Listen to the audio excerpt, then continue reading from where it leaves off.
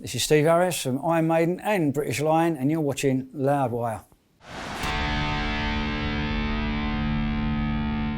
Everyone, this is Joe from Loudwire. Sitting next to me is a man who doesn't need any introduction, but I'm going to do it for you anyway. Steve Harris of Iron Maiden, but today we're talking about British Lion. And you got the new album, The Burning, coming out in January.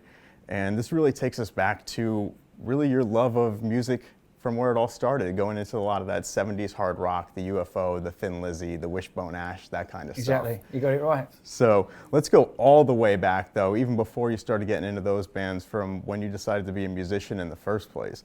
What was the first song or the first band that you heard that was your Eureka moment where you went, I need to become a musician, I want to play an instrument? I don't know about an actual moment, but I used to go around with a friend of mine at school. I used to go around his house and play chess. And he used to put all this stuff on in the background, and I'm sure he was doing it to try and put me off my chess game. And it was putting me off the chess game because I was trying to listen to what's going on and think, oh, that's interesting. And in the end, I said to him, can I borrow some of your albums? So he gave me albums by Black Sabbath, Wishbone Ash, and Jethro Tull and stuff like that. And I took them home, played them, and I was like, that was it. It changed my life completely because sounds like a sort of Eureka moment, but it kind of was because I don't know, I just thought I love this stuff so much, and I had to go out and buy my own albums, my own deck and everything like that then.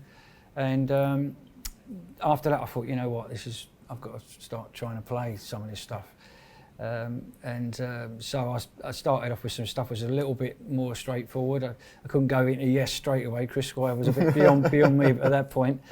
And but yeah, that was it really. I just got hooked and I thought, I just want to play.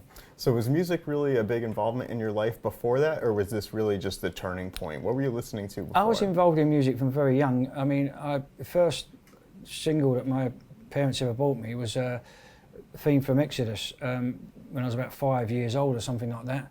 I just used to hear things and, or on TV or from a movie or something, and like the music from the films, and they bought me 2 or 3 songs, just film theme music. So that's what I first sort of got into and noticed.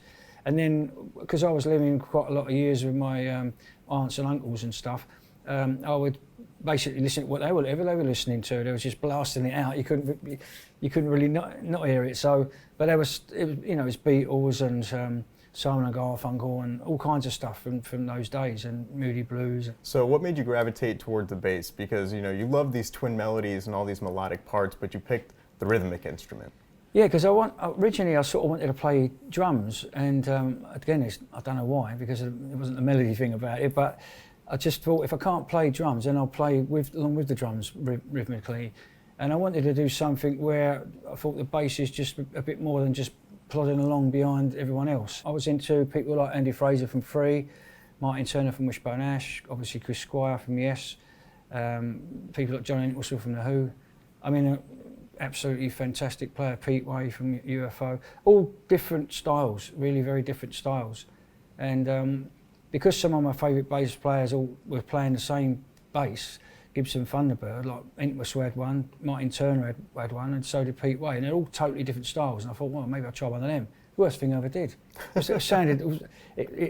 was hanging this way, so you'd have to hold the thing up like this. It was top heavy, and it sounded terrible.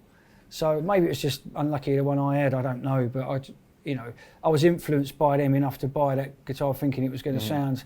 If they can get those 3 different sounds out of it, maybe I can get something different as well. And no. Now, did you ever have the dilemma, am I going to play with my fingers? Am I going to play with a pick? Did you try to play with a pick at first?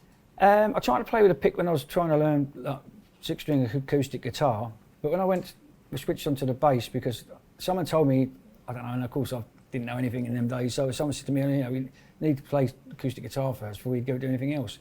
I realised that wasn't the case. So I switched onto the bass, and then I just found it natural to play with the fingers and not with a pick. So I was able to flick from one string to the other much easier than with a pick. I could play a bit with a pick, but it didn't feel natural.